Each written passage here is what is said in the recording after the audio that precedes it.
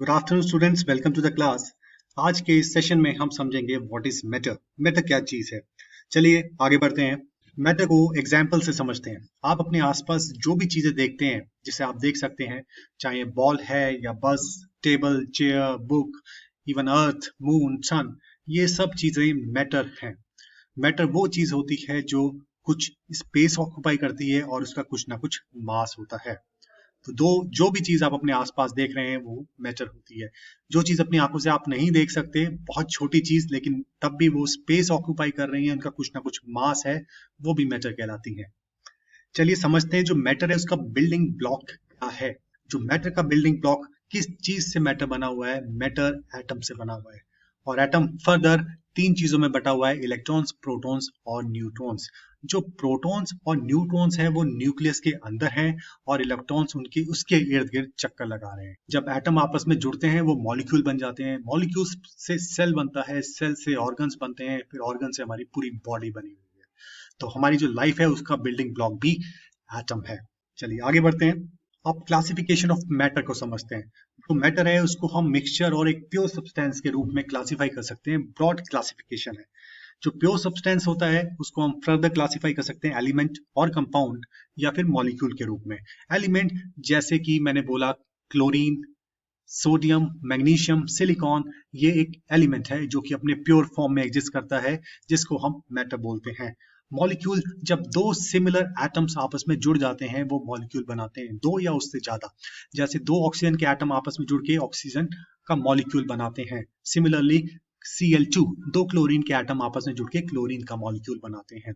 Compound की अगर मैं बात करूं, कंपाउंड के केस में दो या उससे ज्यादा डिफरेंट एलिमेंट्स आपस में जब कंबाइन करते हैं तो वो कंपाउंड बनाते हैं। For example sodium chloride NaCl, या फिर मैग्नीशियम क्लोराइड MgCl2, या फिर वाटर H2O, जिसमें दो एटम्स हाइड्रोजन के हैं और एक एटम ऑक्सीजन का है।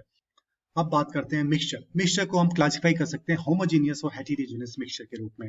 होमोजेनियस मिक्सचर वो होता है जिसमें सॉल्यूट पार्टिकल्स सॉल्वेंट में अच्छे से घुल जाते हैं और यूनिफॉर्मली उसमें डिसॉल्व हो जाते हैं। फॉर एग्जाम्पल अगर मैं एक ग्लास लेता हूँ पानी का, उसमें मैं एक चम्मच सॉल्ट डालता हूँ और अच्छे से उसे घोल लेता हूँ, जो सॉल्ट है वो पूरी तरह उसमें घुल जाता है और यूनिफॉर्मली डिस्ट्रीब्यूट हो जाता है। तो ये एग्जाम्पल हो गया होमोजेनियस मिक्सचर का। अगर मैं बात करूं हेटेरोजेनियस मिक्सचर की, तो उसमें जो सॉल्यूट पार्टिकल्स होते हैं, जैसे सैंड को अगर मैं एक चम्मच सैंड एक पानी ग्लास में डालूं, तो जो सैंड पार्टिकल्स हैं जिसको हम सॉल्यूट बोलते हैं वो अच्छे से घुल नहीं पाते। ऊपर आपको सैंड कम देखने को मिलेगी, नीचे ग्लास में ज्यादा सेटल हो जाएगी। तो नॉन यूनिफॉर्मिटी हेटेरोजेनियस मिक्सचर की कैरेक्टरिस्टिक होती है। तो इस तरीके से हम इसको मैटर को क्लासिफाई कर सकते हैं, जिसको हम आने वाले वीडियोस में और समझेंगे। चलिए आगे बढ़ते हैं। अब समझते हैं स्टेट्स ऑफ मैटर। जहां तक हमने सॉलिड, लिक्विड और गैस तीन स्टेट्स ऑफ मैटर को समझने की कोशिश की है, लेकिन जो ज्यादा हमें देखने को नहीं मिलती, एक तो प्लाज्मा स्टेट ऑफ मैटर और फिफ्थ है बीम स्टेट ऑफ मैटर। चलिए इन पांचों को थोड़ा थोड़ा समझते हैं और आगे बढ़ते हैं। सबसे पहले बात करते हैं सॉलिड की। जो ऑब्जेक्ट्स अपनी शेप और वॉल्यूम को बना के रख सकते हैं, एक फिक्स बना के रख सकते हैं एक पर्टिकुलर टेम्परेचर पे, उसको हम सॉलिड बोलते हैं। एक पर्टिकुलर टेम्परेचर मैंने इसलिए बोला, अगर मैं एक आइस का एग्जांपल लेता हूँ, 0 डिग्री से नीचे जो पानी है वो आइस के रूप में एग्जिस्ट करता है, यानी कि सॉलिड। इसकी एक डेफिनेट शेप है और डेफिनेट वॉल्यूम है, लेकिन जैसे ही टेम्परेचर बढ़ जाता है, 0 से ऊपर आ गया, मान लिया 1 डिग्री या 2 डिग्री आ गया, तब ये अपनी शेप को लूज कर देता है, पानी के रूप में बदल जाता है, जिसकी जो शेप है वो सेम नहीं रहती, कांस्टेंट नहीं रहती। तो टेम्परेचर एक इंपॉर्टेंट पैरामीटर है, इंपॉर्टेंट फैक्टर है किसी भी स्टेट ऑफ मैटर को डिफाइन करने के लिए। आगे बढ़ते हैं, लिक्विड को समझते हैं। लिक्विड्स वो स्टेट ऑफ मैटर है जिसमें जो शेप है वो डिफाइंड नहीं होती, लेकिन जो वॉल्यूम है उस स्टेट ऑफ मैटर की वो फिक्स्ड रहती है। फॉर एग्जाम्पल मैंने एक लीटर पानी लेता हूं, अगर मैं उसको कप में डालूंगा तो वो कप की शेप ले लेगा, अगर मैं बाल्टी में डालता हूं तो वो बाल्टी की शेप ले लेगा, या फिर अगर मैं बॉटल में डालता हूं तो वो बॉटल की शेप ले लेगा। इन तीनों केसेस में उसकी शेप बदल गई है, लेकिन जो उसकी वॉल्यूम है 1 लीटर वो फिक्स रहती है। तो लिक्विड के केस में शेप डेफिनेट नहीं होती, लेकिन जो वॉल्यूम है वो फिक्स्ड रहती है। लिक्विड के जो मॉलिक्यूल्स होते हैं उनके या जो पार्टिकल्स होते हैं उनके बीच में जो फोर्स ऑफ अट्रैक्शन होती है वो इतनी होती है कि उसकी वॉल्यूम को डेफिनेट रख सके, लेकिन इतनी मजबूत नहीं होती कि शेप को। जबकि सॉलिड के केस में जो पार्टिकल्स हैं आपस में कस के अटैच्ड होते हैं, उनमें काफी फोर्स ऑफ अट्रैक्शन होती है जो कि उसकी शेप और वॉल्यूम दोनों को फिक्स्ड रखने में मदद करती है। आगे बढ़ते हैं। Gas.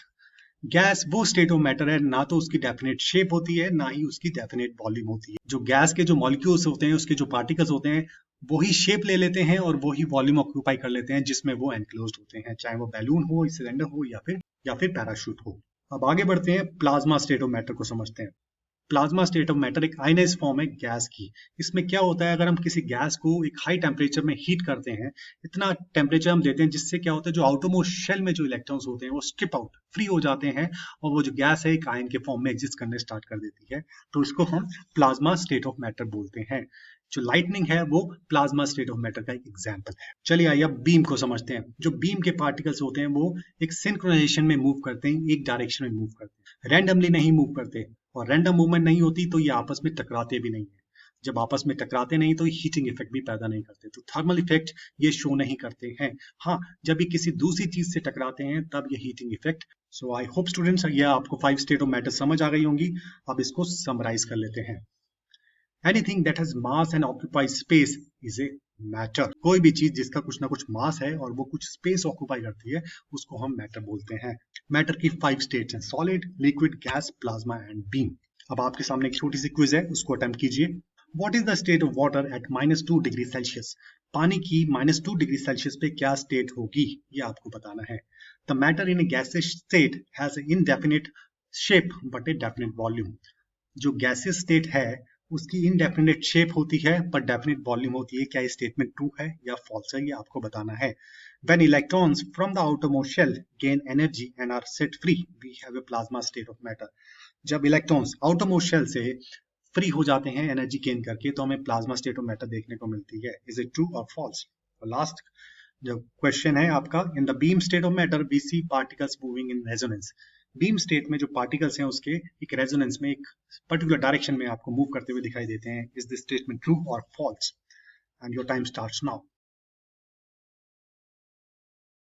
And your answers are. I hope आपको ये वीडियो पसंद आया होगा, इंटरेस्टिंग लगा होगा। अगर आप चाहते हैं मैं आपके लिए और इंटरेस्टिंग वीडियो लेके आऊं तो प्लीज आप सब्सक्राइब करें हमारे चैनल को। Till then, good bye, thank you very much and have a nice day.